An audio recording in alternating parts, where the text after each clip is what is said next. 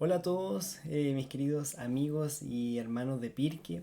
Un placer poder saludarles en este día domingo, que a pesar de que no podamos juntarnos de manera presencial ahí en nuestro querido restaurante, podemos compartir un mensaje de la palabra del Señor y eso nos anima, eso nos ayuda a poder seguir conectados y obviamente poder seguir conociendo a nuestro Dios. Queremos seguir con la serie que ya llevamos desde el verano, desde enero. Esta serie que se llama Encuentros con Jesús. Distintos personajes, distintas historias, momentos. eh, que hay un momento en la vida de cada uno donde se ha encontrado con el Señor cara a cara y ese encuentro de todas formas sabemos que no nos deja igual. Por eso es el nombre de la serie, Encuentros con Jesús. Yo te animo que si tú no te has encontrado con el Señor, si tú todavía estás quizás mirando, escuchando, pero no te has acercado a Él y no has tenido un encuentro personal, que no dejes pasar más tiempo, porque el Señor está buscando, el Señor quiere encontrarse con nosotros. Así que yo los invito a que oremos para ir al mensaje del día de hoy, el texto que vamos a leer en un encuentro del Señor con sus discípulos, que sin duda no los dejó igual, sin duda los impactó las palabras, la actitud que tuvo el Señor en cierto momento, así que oremos y vamos después a la palabra. Padre amado, muchas gracias Señor por poder grabar esto, por poder abrir tu palabra. Gracias Padre porque sabemos que tu palabra es la que debe ser exaltada, predicada y queremos hacer eso. Gracias por dejarnos la palabra, gracias porque tenemos el Espíritu Santo también que nos enseña. Gracias Señor porque tú eres bueno, gracias porque nos permites entenderla también y te pedimos que la podamos aplicar, Señor, a nuestra vida, a nuestro día a día. Bendice a todos los amigos y hermanos que están escuchando, que pueda ser clara esta palabra y que pueda ser de mucha bendición para ellos. Le pido todo esto en el nombre de Cristo Jesús. Amén. Hermanos, acompáñenme al libro de Lucas. Vamos a ir al Evangelio de Lucas en el capítulo 8. Ya vamos a ir a leer un par de versículos. Lucas 8 del 22 al 25. Eh, yo no sé si tú estás pasando quizás tiempos difíciles o quizás algún tiempo donde uno dice como, hoy estoy como en una tormenta, estoy en una situación que no veo como la luz, la salida, estoy quizás, llevo tiempo así, me han pasado muchas cosas, adversidades. Y de eso se trata un poco lo que vamos a estudiar el día de hoy. El título de este párrafo dice que Jesús calma la tempestad. Y las tempestades en nuestra vida llegan cuando a veces uno menos lo espera. Puede haber un día de mucha calma como ocurría acá, pero de repente en la noche quizás va a llegar la tempestad. Y las tempestades, uno a veces no se prepara para las tempestades. Nos pillan de imprevistos, nos sorprenden. Y son fuertes, son momentos que algunas veces quizás como que va creciendo a poco, pero otras veces llega una noticia, me entero de algo, ocurre algo en mi vida, un tema de salud, de trabajo, de amistades, de familia, un tema personal mío, y son tempestades que nos tocan vivir.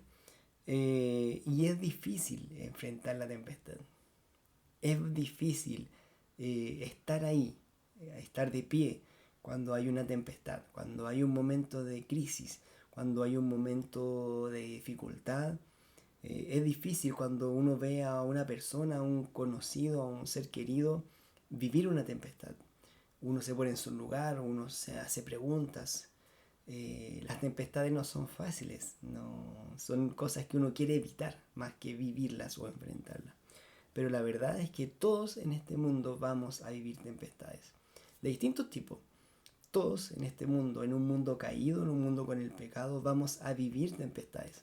ya sea por consecuencia de nuestro pecado o también porque el Señor quiere y nos invita a vivir en tempestades. Y eso suena como un poco extraño, como que el Señor nos lleva a una tempestad. Pero así ocurrió en este caso, vamos a leerlo.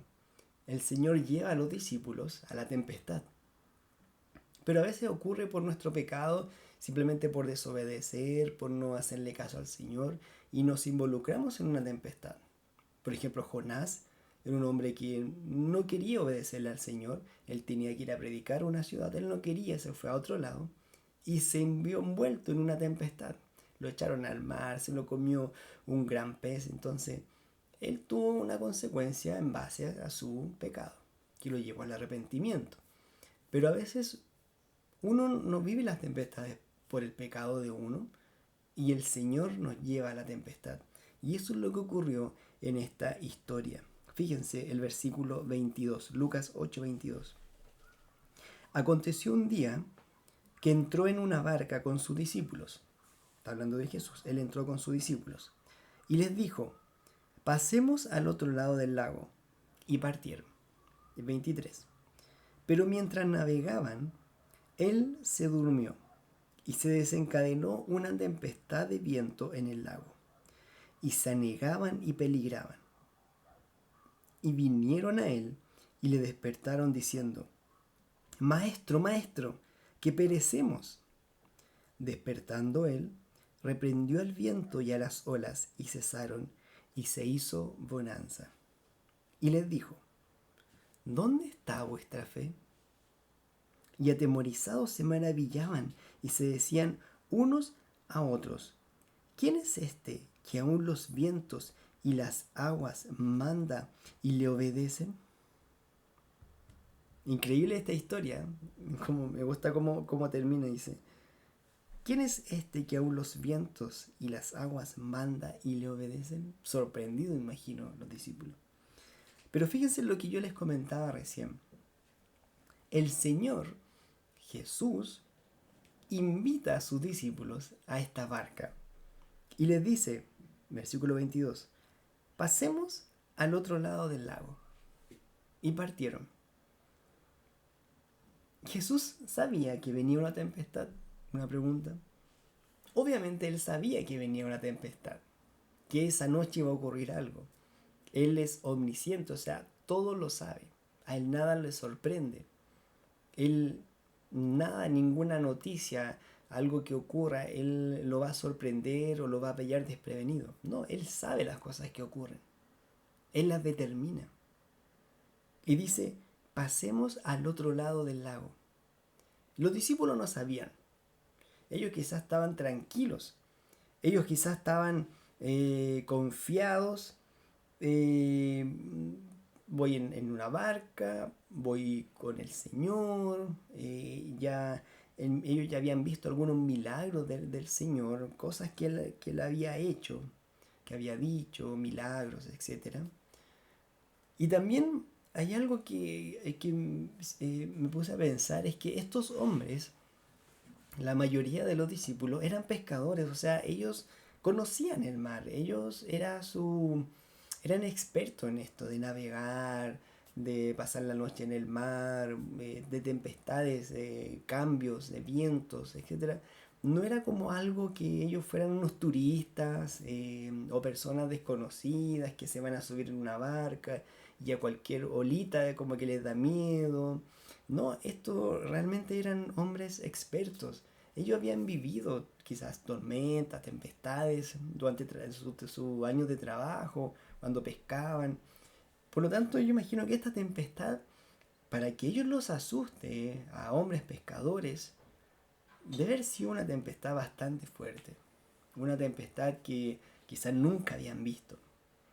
Para que ellos se desesperen y le digan al maestro, te estamos pereciendo, nos vamos a morir, ayúdanos. Es que realmente ellos estaban viviendo una tempestad quizás que nunca la habían vivido antes. Y acá quizás como para que ustedes se imaginen un poco dónde ellos estaban, ellos entran a un lago, que es el lago que se conoce como el Mar de Galilea. no es un mar así como nosotros conocemos aquí en Chile, un mar grande, sino que es un lago que se le conoce como el mar de Galilea. Pero ¿por qué se le llama mar? Porque es bastante grande este lago. Eh, es bastante profundo también, tiene muchos kilómetros de longitud y se le conoce como el mar de Galilea. Y si uno se pone a buscar como noticia un poco lo que ocurre con el mar de Galilea, es que en el mar de Galilea hay muchos vientos y siempre se van generando a veces olas muy, muy grandes. Veía ahí que durante años se generaban olas de hasta 3 metros, entonces realmente ahí se producen estos tipos de tempestades y cambios en el mar. Ahí entran ellos en el mar de Galilea. Entonces ellos estaban ahí, estaban con el Señor los invita a entrar. ¿Y qué es lo que hace Jesús? Es como un poco chistoso, como que quizás Él sabe lo que viene y yo voy a ir a dormir. El Jesús estaba durmiendo, dice que... eh, pero mientras navegaban, Él se durmió. Y recordemos que Jesús es un hombre, estaba cansado quizás, entonces Él se va a dormir, se va a descansar. Y la tempestad se desencadena. La tempestad llega. Ellos entraron al mar cuando el mar estaba en calma. Quizá ellos vieron las nubes y dijeron, ya, pues es seguro, conocemos, somos pescadores, no va a pasar nada esta noche. Y quizás entraron confiados y tranquilos. Pero la tempestad llegó. Y eso es algo como que, como le decía al principio, que los sorprendió, que los impacta. Porque a veces uno está muy tranquilo, uno está muy viviendo la vida de manera muy placentera, muy confiado, muy seguro. Estoy incluso con el Señor. Ellos estaban con Jesús ahí mismo en la barca. Pero cuando llega la tempestad, nos pilla, nos sorprende y no nos deja indiferente. Es algo como que no sé, no encuentro la salida, no encuentro la escapatoria. ¿Cómo voy a salir de esto? Quizás ellos, en su desesperación, empezaron a echar al mar el peso, empezaron a elevar velas. ¿Cómo controlo esto? Anda tú para allá, tú para acá, las redes, pa. Y empiezo a hacer cosas para salir de la tempestad o para mantenerme a flote en esos momentos. Sabiendo que tenía la respuesta ahí mismo en la barca, que era Jesús. Y Jesús no es que esté durmiendo porque era indiferente a su dolor o a lo que ellos estaban viviendo. Piensen que Jesús estaba durmiendo porque él sentía calma incluso en la tempestad. Jesús es Dios. Jesús nos enseña que incluso en la tempestad se puede dormir. Se puede estar tranquilo. Se puede estar confiado. Las tempestades, cuando nos llegan estas dificultades de la vida, ¿qué es lo que a veces como que lo primero que nos ocurre es que nos quitan el sueño, como se llama? Nos quitan el sueño, empezamos a tener ahí despertar en la noche, no puedo dormir y ando preocupado, empiezan los dolores musculares, ansiedades. Pero Jesús nos muestra que en la tempestad se puede dormir, se puede estar en paz, se puede descansar. Para los discípulos esto era, tengo que hacer algo. Me empiezo a mover, me muevo.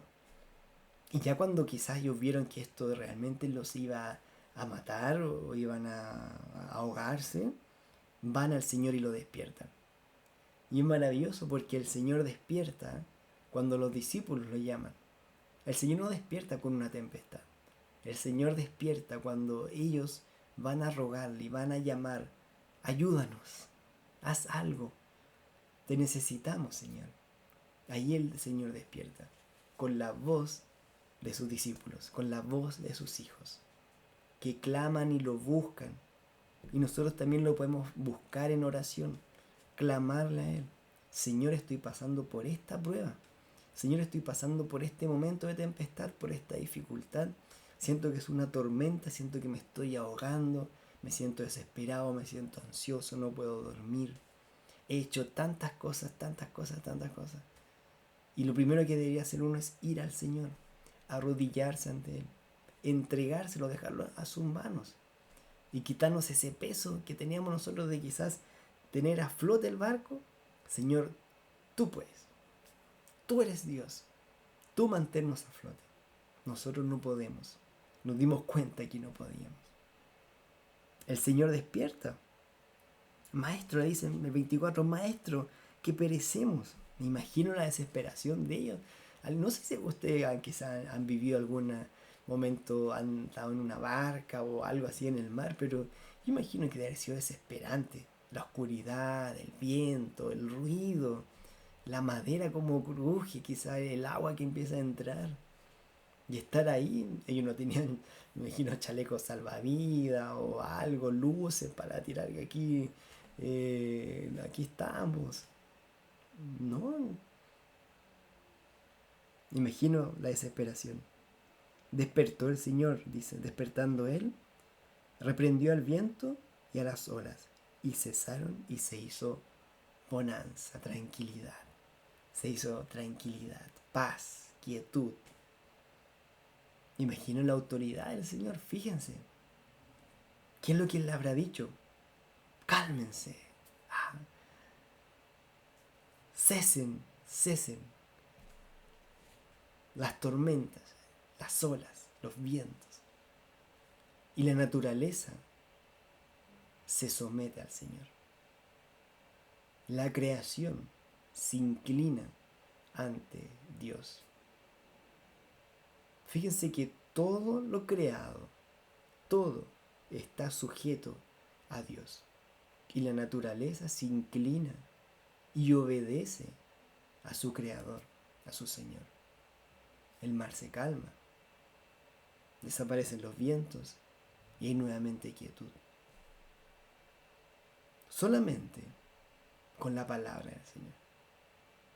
Fíjense el poder que tiene la palabra de Jesús. Dice cuando uno lee Génesis que Él con su palabra crea las cosas. Hágase la luz y aparece la luz. Háganse seres vivientes, monstruos marinos, que aparezcan las aves, que aparezca la naturaleza y se crean las cosas. Ese es el poder que tiene la palabra solamente del Señor. No es una palabra de nosotros. Yo puedo ir al mar y puede estar lloviendo y decir que pare de llover en el nombre de Dios. No, mi palabra no tiene ningún poder. Mi palabra, tu palabra, no tiene ningún poder. Por eso es que nosotros no vamos a decretar las cosas, no vamos a obligar que usando el nombre de Dios, sino que simplemente la palabra de Dios, Él tiene el poder para hacer quietud, calma, para crear. Y todo se somete, se inclina a su Creador. Y hubo bonanza. Y ahora se refiere a sus discípulos. ¿Dónde está tu fe? ¿Dónde está vuestra fe? Qué pregunta, ¿no? Porque después cuando llega la quietud, quizás cuando desaparece esa tempestad, uno mira para atrás y dice, pase la prueba, viví esta tempestad en el Señor, y muchas veces uno se da cuenta que no pasamos la prueba, no la vivimos con fe, no la vivimos en calma, en tranquilidad, y ahí uno se pregunta, pucha, qué poca fe tengo. He escuchado del Señor, he escuchado lo que hace, pero no tengo tanta fe, parece. No le creo mucho. ¿Por qué no le creemos al Señor? ¿Por qué si vemos en la Biblia, vemos en las personas en nuestra vida, todos los milagros, las cosas que ha hecho, ¿por qué no le creemos?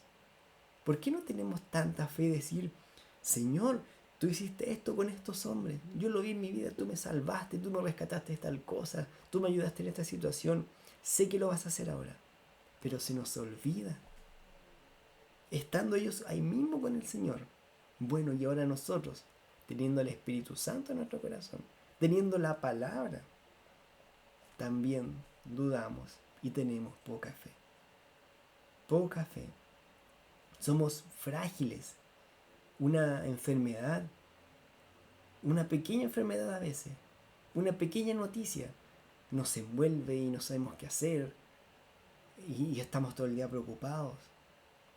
Quizá, obviamente, las cosas nos afectan, no quiero decir que no nos afecten las cosas, o ser como murallas, no se trata de eso, sino que cómo yo lo enfrento, cómo yo lo voy a vivir, de quién me voy a agarrar, de una persona, de, no sé, de mí mismo, no, yo puedo, de mi esperanza en lo que yo he adquirido, en mi conocimiento, o yo voy a enfrentar las tempestades, las pruebas, lo que venga en mi vida, de la mano del Señor con fe.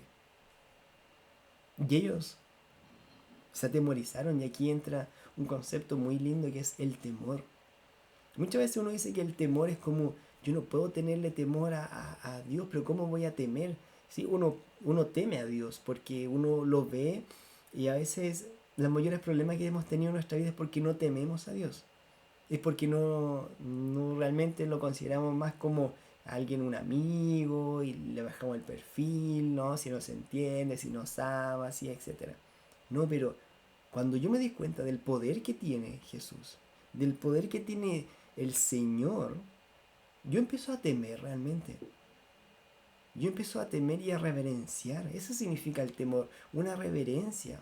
Vivir mi vida entendiendo conscientemente de quién es esta persona. Ellos, yo que se dieron cuenta, este hombre que yo estoy siguiendo, que está aquí en esta barca, wow, o sea, ¿quién es? Ellos dijeron, ¿quién es este? Y como que quizás lo desconocieron así. ¿Quién es este realmente? ¿Quién es este hombre que aún los vientos y las aguas manda y le obedecen? Quizás ellos habían visto un milagro donde sanaba a un leproso y vieron cómo él tiene la autoridad sobre la salud de una persona. Después, más adelante, van a ver la vida de que un milagro donde levanta un muerto como Lázaro y tiene la potestad y el poder para dar vida a alguien. Quizá ellos no habían visto un milagro con respecto a la naturaleza, que tiene la potestad y la autoridad y el poder para hacer cosas con la naturaleza, para que la naturaleza incluso le obedezca. Él tiene la potestad, el poder, la autoridad sobre todo, todo lo que hay en este mundo. Nada se escapa de su control. Y esto a ellos los sorprende y nos debería sorprender también a nosotros. El Señor tiene el poder y la autoridad sobre todo, todo lo que existe y sobre nuestra vida también. Él manda y las cosas se hacen. Él dice, su palabra simplemente dice, reprende al viento y el viento se calma.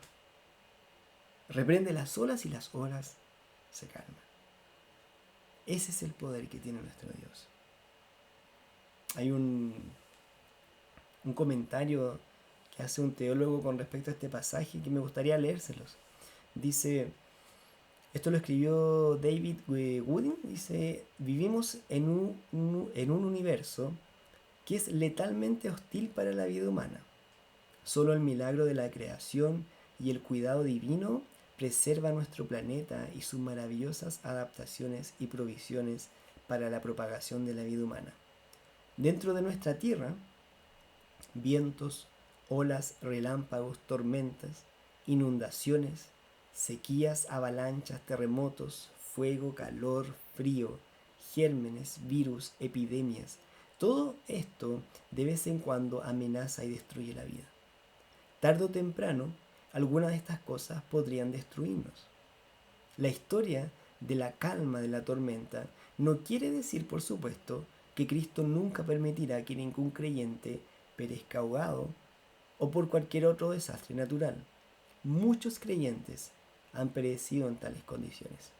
El relato demuestra que Él es Señor de las fuerzas físicas en el universo, que para Él nada sucede por accidente y que ninguna fuerza en toda la creación puede destruir su plan para nuestra salvación eterna, ni separarnos del amor de Dios que es en Cristo Jesús nuestro Señor. Y ahí él cita Romanos 8:38. ¿Qué nos podrá separar del amor de Dios? ¿Alguna tribulación, la vida, la muerte, lo alto? Nada nos puede separar del amor de Dios. Nada nos puede separar del amor de Dios. Este es el encuentro de estos hombres en un momento de dificultad, en un momento de tempestad. Vieron el poder in situ del Señor. ¿Qué nos enseña? ¿Cómo lo podemos aplicar? Primero, reconocer que van a haber tormentas en nuestra vida. Vivimos en un mundo caído. Van a haber tormentas, como le dije al principio, por nuestro propio pecado, donde van a llegar consecuencias de nuestro pecado. Otras donde el Señor nos va a guiar ahí. Como el caso de Job, por ejemplo. Es un hombre justo, pero que el Señor lo llevó a una situación tal en su vida. ¿Para qué? Para que él experimentara de manera distinta a Dios. Para que lo conociera más. Por lo tanto, las tormentas van a llegar sí o sí. Tempestades van a ocurrir. Eso es una aplicación. Van a llegar.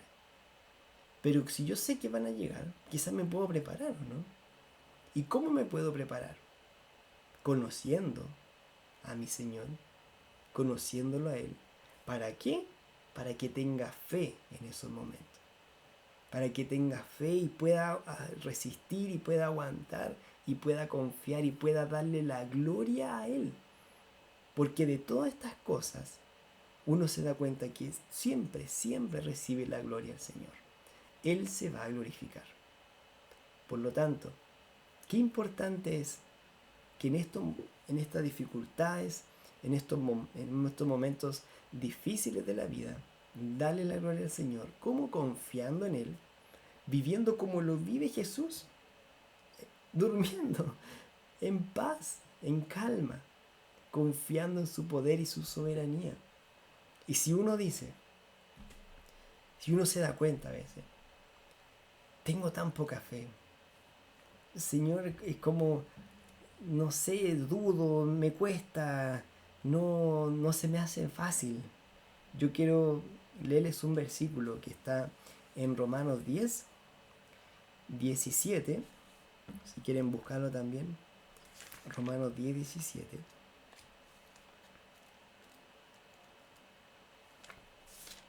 Más adelante de Lucas, que dice: así que la fe es por el oír, y el oír por la palabra de Dios. Así que la fe, ¿qué dice? Es por el oír.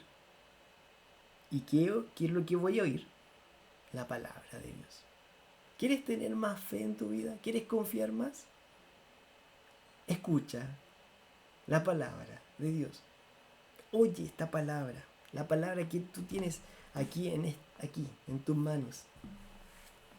Léela, que tu mente se llene de la palabra, que la conozca más.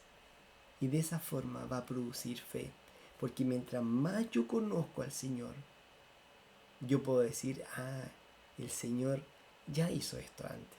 El Señor tiene la autoridad sobre esto. Sí, yo descanso en lo que hace el Señor. Porque Él quiere lo mejor para mí. Porque Él se quiere glorificar. Porque Él tiene un plan. Por lo tanto, si nos falta fe, si tenemos poca fe, leamos, escuchemos la palabra de Dios. Estudiemos, meditemos en ella.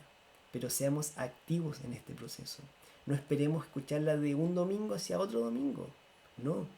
Nosotros somos responsables durante toda la semana de poder estar escuchando, meditando en la palabra de Dios. No podemos vivir nuestra vida cada domingo escuchando la Biblia, ¿no? Debe ser un alimento diario. ¿Tú todos los días comes? Sí, si no me da hambre, me fatigo, no puedo vivir. Bueno, si tú comes comida física, si tu cuerpo lo pide, así nuestra alma pide alimentarse. Y el alimento de nuestra alma es la palabra. Oremos. Padre, muchas gracias por leer de tu palabra, por leer de este evento que ocurrió, que sin duda sorprendió a los discípulos. Sin duda sorprendió a estas personas que estaban ahí en la barca, impactó sus vidas profundamente. Ellos se encontraron quizás preguntándose quién eres realmente tú, que aún los vientos que aún la naturaleza, que aún lo creado le obedecía. Tu palabra tiene el poder, tiene la autoridad sobre nuestra vida, sobre la naturaleza, sobre todo lo creado. Y te pedimos que tu palabra haga su obra en nosotros, como siempre la ha hecho. Que no vuelva vacía. Sabemos que no va a volver vacía, pero te pedimos que nos des a nosotros un peso, que el Espíritu Santo nos amoneste, para no ser oidores olvidadizos, escuchar esto y que se nos olvide, sino que ser hacedores de esta palabra, que la apliquemos, que la vivamos, que la compartamos, que nuestra fe vaya creciendo cada día, que te podamos conocer más, que nos podamos sorprender más, que como ellos quedaron atemorizados al ver tu poder, así nosotros quedemos atemorizados, impactados al estar delante tuyo en oración, leyendo la palabra. Cuando estamos en una meditación, en una relación íntima contigo, que quedemos atemorizados, impactados del Dios que tenemos. Gracias porque viniste a rescatarnos. Gracias porque no eres lejano, sino que eres cercano. Y tú quieres tener una relación íntima con cada uno de nosotros. Quieres encontrarte. Yo te pido que si alguien no se ha encontrado contigo, no ha tenido un encuentro, que esa persona vaya a ti, vaya en fe, vaya creyendo que tú estás ahí con los brazos abiertos para recibirla. Te damos gracias por este mensaje. Haz tu obra en el nombre de Cristo Jesús. Amén.